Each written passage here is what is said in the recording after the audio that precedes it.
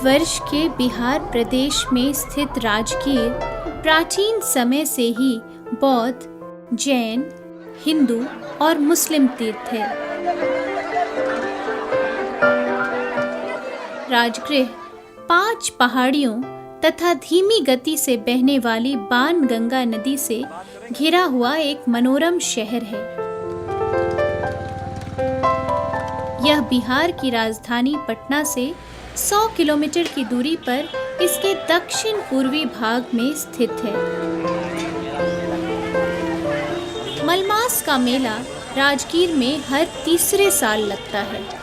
भारतीय पंचांग के अनुसार हर तीसरा साल 13 महीनों का होता है, जिसे मलमास कहा जाता है।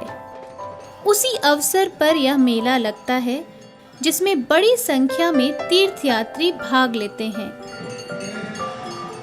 मलमास प्रत्येक वर्ष से जो दिन कट करके प्रत्येक 3 वर्ष पर संक्रांति रहित महीना होता है, उसको मलमास कहते हैं। सारे महीना का मल। राजगृह, जो अब राजगीर के नाम से जाना जाता है, का अनादि काल से एक विशिष्ट स्थान रहा है। यह पुनीत पावन तीर्थ देवताओं तथा पितरों के लिए अति पावन है। वेद पुराण तथा सद शास्त्रों के आधार पर सृष्टिकर्ता ब्रह्मा के द्वारा सृष्टि कार्य के लिए 10 मानस पुत्रों का प्रादुर्भाव किया गया, जिसमें प्रथमतः मरीचि का नाम आता है, जिनकी संतान कश्यप और कश्यप से विवस्वान उत्पन्न हुए।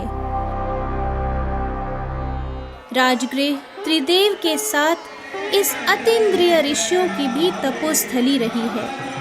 वैदिक, पौराणिक, ऐतिहासिक एवं दिव्य ज्ञान की तपोस्थली राजगीर मगध के 4 पावन तीर्थों में एक है।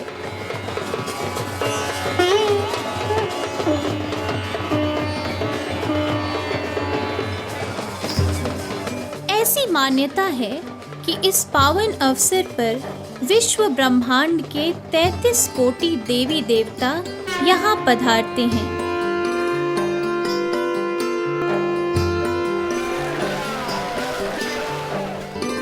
इसके अतिरिक्त जो भी प्राणी यहाँ आते हैं, निश्चित रूप से वे अपने जन्म जन्मांतर के पुण्य प्रभाव से ही आते हैं। पुरुषोत्तम मास के समय में या मलेमास कहें, इस समय में ऐसा माना जाता है कि जितने भी देवी देवता हैं, पितर हैं, वे सब के सब राजगृह पधार जाते हैं। 1 महीने का यह कल्पवास होता है। बहुत पुण्यात्मा 1 महीना यहाँ कल्पवास करते हैं और बहुत जो है सो केवल विशेष तिथि में स्नानार्थ पधारते हैं।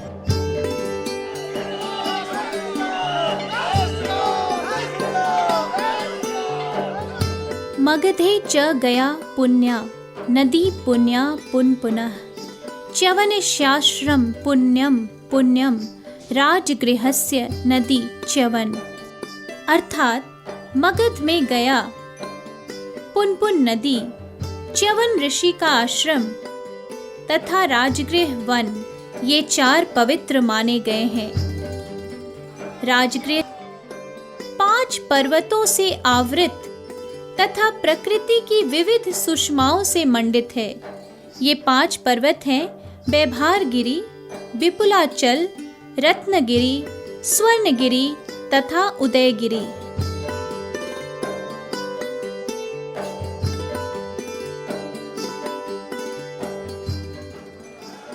यहाँ 22 कुंड और 52 धाराएं हैं, जिनमें ब्रह्म कुंड प्रधान माना गया है।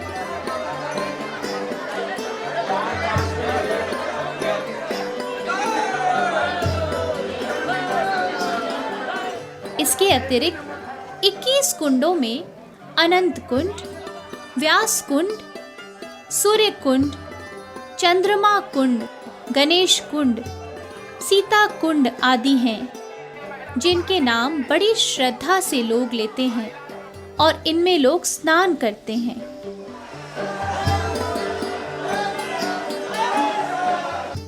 कुंडों के अतिरिक्त सप्तधारा में स्नान की महत्ता विशेष बतलाई गई है। इन सप्तधाराओं के नाम सप्त ऋषियों के नाम पर अभिहित हैं।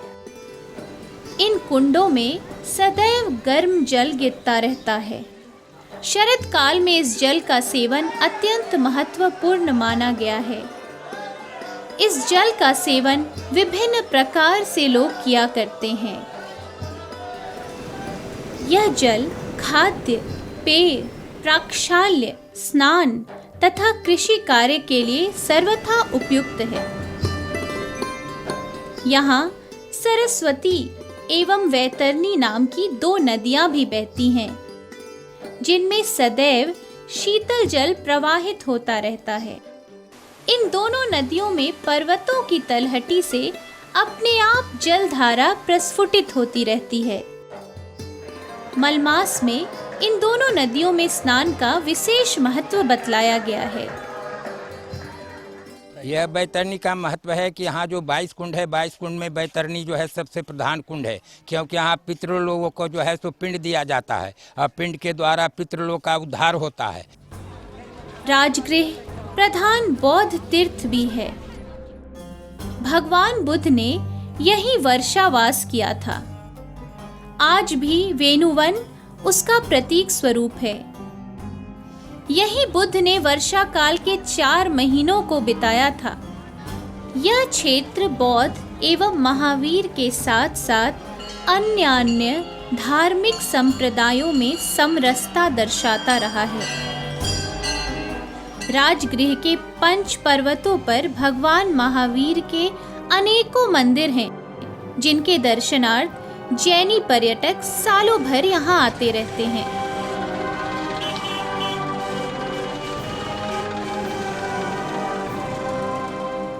सृष्टिकर्ता भगवान ब्रह्मा ने राजगृह में ही एक गोष्ठी की थी। वह महीना संक्रांति रहित था, जिसमें ब्रह्मा के अतिरिक्त विष्णु, शिव, वायु, अग्नि, सूर्य, चंद्र, वरुण, कुबेर, इंद्र सभी अप्सराएं विद्यमान थीं।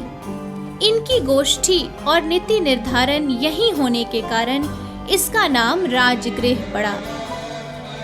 मरीचि, अंगिरा आदि ऋषियों के साथ अपनी तपस्या के द्वारा वेद की ऋचाओं का दर्शन हुआ। ऋचाओं के दर्शन होने के कारण ये मंत्र दृष्टा कहलाए। राजगृह एक ऐतिहासिक, सांस्कृतिक एवं दार्शनिक स्थान है।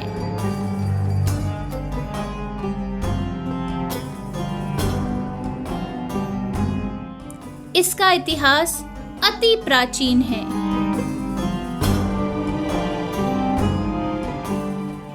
वाल्मीकि रामायण के अनुसार यह राजा वसु द्वारा बसाया गया था, इसलिए यह वसुमती नगरी नाम से भी जाना जाता है।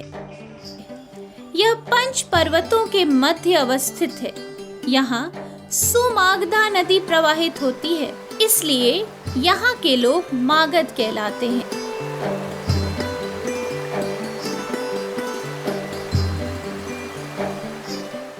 महाभारत में श्री कृष्ण ने राजगृह के संबंध में अर्जुन से कहा है कि इस गिरिव्रज की रक्षा 5 पर्वतों, गौतम ऋषि, उनके वंशजों के प्रताप तथा नागों से होती है। हे पार्थ, मगध की राजधानी गिरिव्रज कितना मनोरम है। यह पशुधन से परिपूर्ण है। यहाँ के जलाशयों के जल कभी नहीं सूखते। यहाँ के प्रासाद सुंदर प्रतीत होते हैं। यह नगर गौतम ऋषि नामक महात्मा की छत्र छाया में अवस्थित है, इसलिए यहाँ प्राकृतिक संसाधनों की कोई कमी नहीं है। हे अर्जुन, अंग बंग के राजे गौतम के आश्रम में सुख एवं चैन से निवास किया करते थे। पीपल और लोघ्रवन गौतम के आश्रम सन्निकट ही हैं। शत्रुओं के मान मर्दन करने वाले अबुर्द और शक्रनापी नामक 2 सर्पराज रहते हैं। यहाँ पर स्वास्तिक और मणिनाग नामक नागों का निवास है। मनु ने इसे ऐसा बनाया है कि यहाँ के नभमंडल सर्वदा मेघमाला से सुशोभित रहते हैं। यहाँ निरंतर वर्षा होती है। कौशिक ऋषि तथा मणिमान नामक नाग ने भी इस प्रदेश पर कृपा कर रखी है। वैशाली के चापाल चैत्य में अपने प्रिय शिष्य आनंद से महात्मा बुद्ध ने राजगृह के संबंध में कहा था, रमणीयम आनंदम राजगृहम रमणीयो गिंजकुट्टो पब्बतो।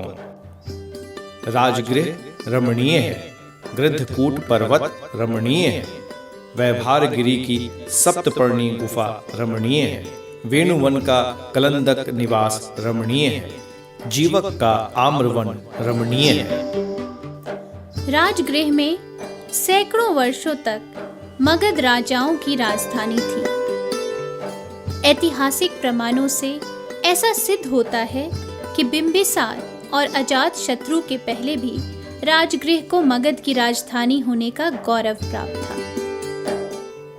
राजगृह के अनेक नाम मिलते हैं, जिनमें वसुमती, बृहद्रथपुर, कुशाग्रपुर, गिरिव्रज, राजगृह आदि हैं। वाल्मीकि रामायण में एक प्रसंग आया है जिसके अनुसार ब्रह्मा के एक पुत्र का नाम वसु था और किंवदंती है उन्होंने ही इस नगर को बसाया था। फलस्वरूप इसका नाम वसुमती पड़ा। महाभारत और पुराणों के विवरण से ज्ञात है कि बृहदर्थ एक शक्तिशाली एवं प्रतापी असुर सम्राट था। राजगृह में उसकी राजधानी थी, जहां उसने कतिपय वर्षों तक राज्य व्यवस्था का संचालन किया था। प्रतापी असुर सम्राट जरासंध बृहद्रथ का वंशज था। जरासंध के समय में ही यह स्थान बृहद्रथपुर नाम से विस्थापित हो गया था। राजगृह का एक नाम कुशाग्रपुर भी है। एक धारणा यह भी है कि बृहदर्थ के वंश में यहाँ का अंतिम राजा कुशाग्र था। फलतः उसके नाम पर राजगृह का नाम कुशाग्रपुर हुआ। जैन एवं बौद्ध ग्रंथों में राजगृह का नाम राजगृह ही था, जिसे मागधी भाषा में राजगीर भी कहा जाता है। इसी राजगृह की पवित्र धरा पर अधिक मास, मलमास का मेला भी प्रत्येक 3 वर्षों पर लगा करता है। कालांतर में इसका नाम पुरुषोत्तम मास भी कहा जाने लगा। पुरुषोत्तम मास की अपनी एक कथा व्यथा भी है, जो इस प्रकार है। यह कथा पौराणिक तथा शास्त्रीय सम्मत है। पुरुषोत्तम मास की कथा सर्वप्रथम नारद जी को नारायण ने सुनाई है। तत्पश्चात इस कथा को सूत जी ने सभी ऋषि महर्षियों को सुनाई है। पुनः भगवान श्री कृष्ण ने इस कथा को अपने प्रिय सखा अर्जुन को उनके कल्याण के लिए काम्यक वन में जाकर बतलाई है। कथा प्रसंग में भगवान श्री कृष्ण ने अर्जुन से कहा, हे पांडुनंदन, चैत्रादि मास, पक्ष, नाड़िकाएं, याम, त्र्याम, ऋतु, मुहूर्त, अयन, उत्तरायण, दक्षिणायन, वर्ष, युग, परार्ध, अंत, नदी, समुद्र, झील, कुएं, वापी, पल्लव, निर्झर, लता, वृक्ष, औषधि, वनस्पति, पुर, नगर, पर्वत आदि सब के सब मूर्तिमान हैं और अपने अपने गुणों के कारण ही पूज्य हैं। इन सबों में कोई भी ऐसा नहीं जो अपूज्य और स्वामी विहीन हो। हे अर्जुन, इनमें एक समय अधिक मास की उत्पत्ति हो गई। यह अधिक मास स्वामी विहीन था। लोग उसे अनाथ समझने लग गए। इस अधिक मास को लोग निंदनीय, गर्हित, नीच, अपूज्य, मलमास तथा सूर्य की संक्रांति से हीन आदि नामों से पुकारने लगे। शुभ कार्यों के लिए इसे त्याज्य समझकर इस अधिक मास की सर्वत्र निंदा होने लगी। ऐसी निंदा और अपमान युक्त वचन सुनकर अधिक मास तेजहीन, निर्दोगी, दुखी तथा चिंतित होकर मरणासन्न हो गया। तब वह किसी प्रकार अपने मन को समझाकर श्री हरि के शरण में आया। उसने बैकुंठ आकर भगवान विष्णु के सामने आश्रुपूर्ण नेत्रों से करबद्ध होकर कहा, हे स्वामिन, दयानिधे, मैं आपकी शरण में हूँ, त्राहिमाम। भगवान श्री हरि से अधिक मास ने रोते हुए विनम्रता पूर्वक पुनः कहा, हे स्वामी जगदाधार, मैं इस समय अत्यंत दुखी हूँ। लोग मुझे मलमास कहकर मेरा निरादर करते हैं। मुझे स्वामी रहित समझकर शुभ कार्यों से वंचित कर दिया गया है। आप तो सबों की रक्षा करते हैं, कृपया मेरी भी रक्षा करें। भगवान ने अधिक मास से पूछा, तुम्हारे शोक और दुख का कारण क्या है? मैं तुम्हारा दुख अवश्य दूर करूंगा। भगवान नारायण के इस आश्वासन के बाद अधिक मास ने कहा, क्षण, लव, मुहूर्त, दिवस, रात्रि, पक्ष, मास आदि सब के सब अपने अपने स्वामी का आदेश पाकर सदैव निर्भय एवं आनंद में मग्न रहते हैं, परंतु मैं स्वामी विहीन होकर अमर्यादित एवं दुखी रहता हूँ। मेरा कोई नाम नहीं और न कोई मेरा आश्रित ही है। इसी से देवता भी मेरा निरंतर निरादर करते हैं। अब मैं अपमानित एवं अनाहत होकर जीना नहीं चाहता। और ऐसा कहकर रोते हुए भगवान विष्णु के चरणों पर गिर पड़ा। भगवान नारायण ने उसे उठाया और उसे उसके कल्याण के लिए भगवान श्री कृष्ण के पास जाकर भगवान विष्णु ने विस्तार पूर्वक अधिक मास के दुखों का कारण बताया और उससे मुक्ति का उपाय पूछा। भगवान विष्णु के मुखारविंद से अधिक मास की व्यथा सुनकर श्री कृष्ण ने नारायण से कहा, आपने जब मलमास को अंगीकार कर उसे मेरे पास लाया है तो मैं भी इसका कल्याण ही करूंगा। हे नारायण, आज से मेरे सभी गुण, कीर्ति, अनुभव, शह, ऐश्वर्य, पराक्रम तथा भक्तों को वरदान देने की शक्ति आदि जिनके कारण मैं प्रसिद्ध और पुरुषोत्तम कहलाता हूँ, उसी नाम से यह अधिक मास भी प्रसिद्ध होगा। आज से यह मलमास पुरुषोत्तम मास कहलाएगा और मैं ही इसका स्वामी कहलाऊंगा। मेरी समानता पाने के कारण यह मास ही सभी मासों का अधिपति कहलाएगा और यह मास जगत में पूज्य और वंदनीय हो जाएगा। जो भी मानव इस मास की पूजा करेगा वह अपने समस्त कर्मों से मुक्त होकर मुझे प्राप्त करेगा। इस मलमास में उपनयन संस्कार, मुंडन, विवाह, राज तिलक, गृहारंभ, गृह प्रवेश, द्विरागमन, वधू प्रवेश आदि मांगलिक कार्यों को नहीं करना चाहिए। ये सब कार्य वर्जित हैं। राजगीर मेलों की भूमि है। आए दिन यहाँ मेले लगते रहते हैं।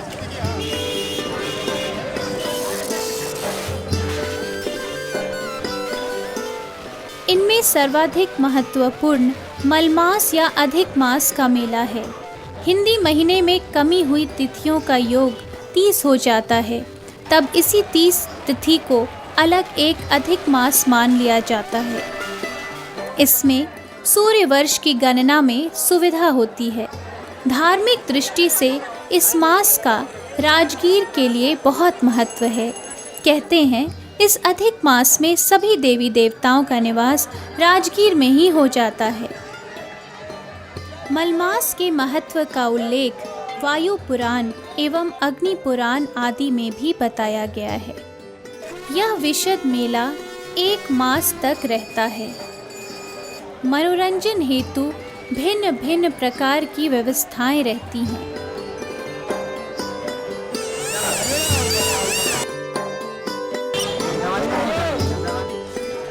इस मेला के अवसर पर स्नान, दान, पितृतर्पण का विशेष महत्व है।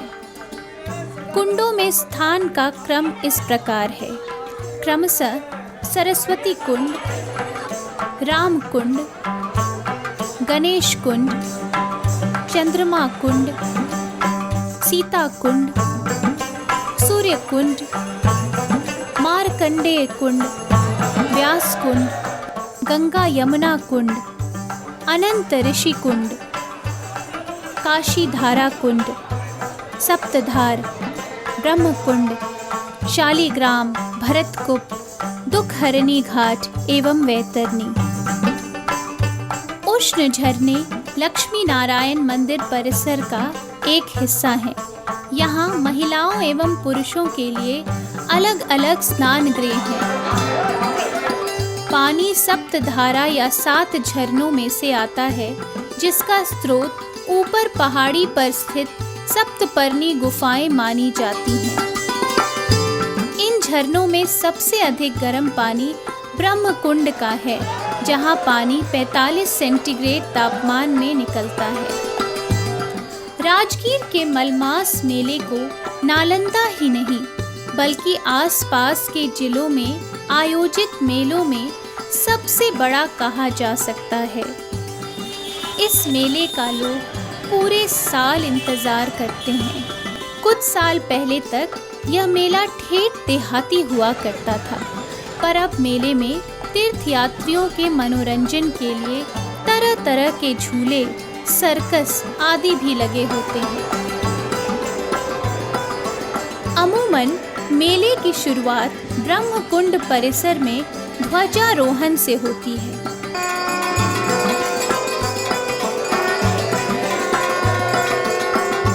इसके पूर्व एक धार्मिक अनुष्ठान होता है और उसके बाद एक धर्म यात्रा निकाली जाती है। साथ ही अधिमास के दौरान 4 मुख्य शाही स्नान का कार्यक्रम होता है। शाही स्नान में विभिन्न अखाड़ों के साधु संत पहुंचते हैं। जब साधु संतों का यह स्नान है, शाही स्नान, इस दरमियान में जो गंगा मैल हो जाती हैं, इससे यह साफ होकर के फिर पूर्ण रूप से पवित्र हो जाते हैं। इसलिए शाही स्नान और एकादशी स्नान का महत्व है।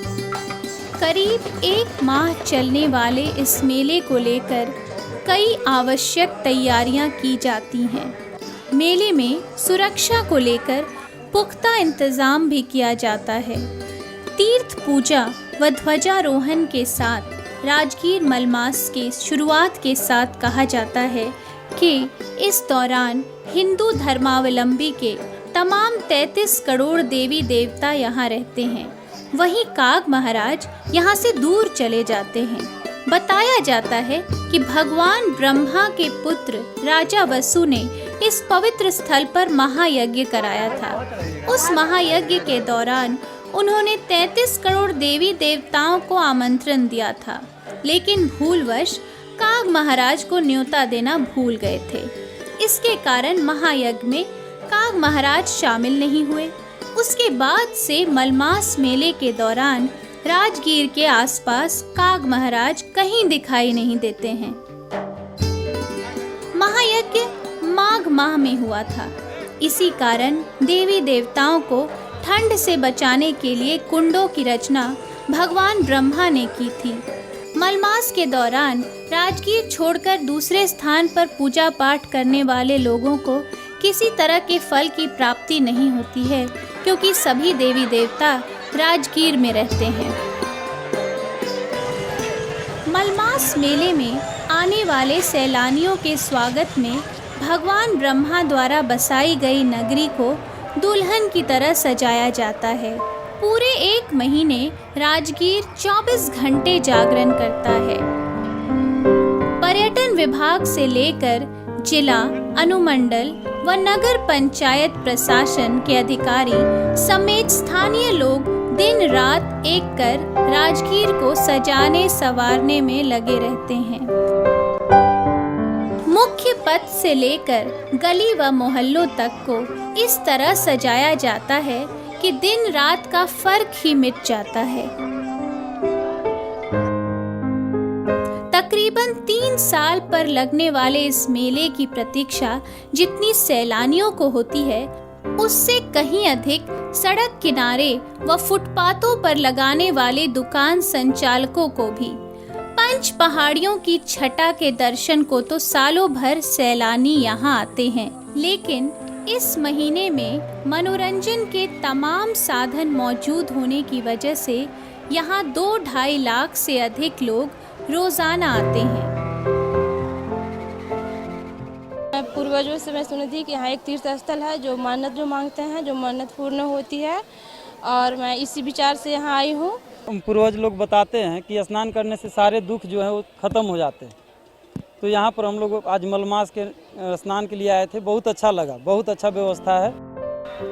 वैसे तो राजगीर में धार्मिक महत्ता के 22 कुंड व 52 धाराएं हैं, लेकिन ब्रह्म कुंड व सप्त धाराओं में स्नान की विशेष महत्ता है।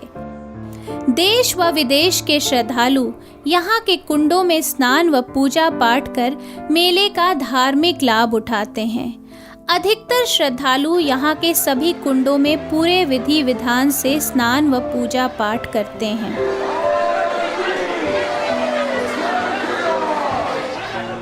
जगह जगह तोरण द्वार और बैनर पोस्टर से लोगों का स्वागत होता है। हर किसी की ज़रूरतों का पूरा ख्याल प्रशासन के द्वारा रखा जाता है। सभी महत्वपूर्ण दूरभाष बैनर पर दर्ज रहते हैं ताकि लोगों को किसी भी तरह की परेशानी का सामना नहीं करना पड़े।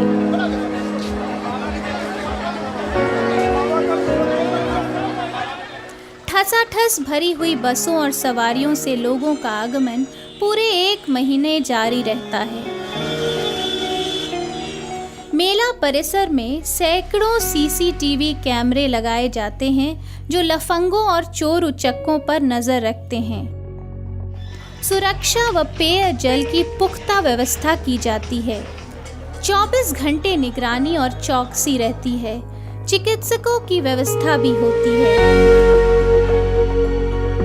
प्रशासनिक तैयारियां हम लोग काफ़ी समय पहले से करते हैं। लगभग इस बार हम लोगों ने 4 महीने पहले से ये तैयारी की है कि किस प्रकार से और अधिक से अधिक श्रद्धालुओं को आकर्षित किया जाए। चूँकि ये मेला हर 3 साल में लगता है, तो किस प्रकार उनको साफ़ पानी पीने की व्यवस्था हो, वो उनका यात्री शेड किस तरीके का बने ताकि लोगों को आवासन की कोई समस्या ना हो पाए। बिजली, पानी, सड़क, साफ़ सफाई, ये सभी तैयारियों के क्रम में हम लोगों ने इसका ध्यान रखा है।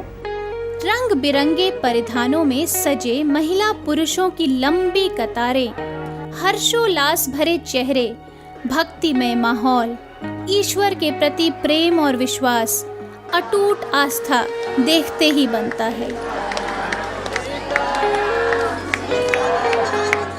किसी भी प्रकार के कष्ट या परेशानी का कोई आभास नहीं, क्योंकि नजर तो एकमात्र ईश्वर पर टिका है।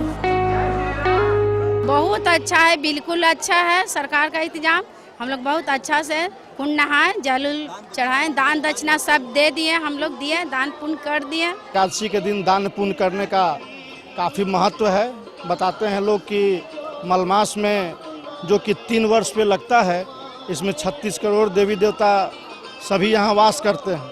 जो भी देवी पितर हमारे घर के देव हैं वो सारे यहीं रहते हैं, इसलिए मलमास स्नान की महत्ता काफ़ी बढ़ जाती है। लोगों की लगातार आवाजाही और भारी चहलकदमी, शारीरिक तकलीफ को नज़रअंदाज कर भी लोग परिवार के सहयोग से इस मेले में आते हैं, सीढ़ियाँ चढ़ते हैं और कुंड में स्नान करते हैं। नारों के शोर के बीच पताका, रंग बिरंगी छतरियाँ, लाठी और अस्त्र शस्त्र भांजते, नाचते गाते कई मठों और संप्रदाय के लंबी लंबी जटा जूट वाले, कानों में कुंडल लटकाए साधु महात्मा अपने अपने मठों के बैनर तले प्रशासन की निगरानी में शाही स्नान और यज्ञ पूजा के लिए आते हैं। मस्तक पर तिलक, गले में फूल माला और सफेद वस्त्र से सजे साधु महात्मा, तो कोई अजीबोगरीब वेशभूषा और गदा चिमटे से लैस। करतब दिखाते साधु संत तो कहीं श्रद्धा की डुबकी लगाते।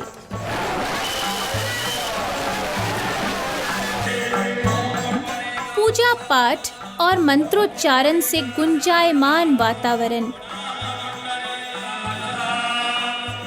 जय श्री राम, हर हर महादेव का उद्घोष। विघ्न बाधाओं की तरफ ध्यान दिए बिना नंगे पांव चलते श्रद्धालु।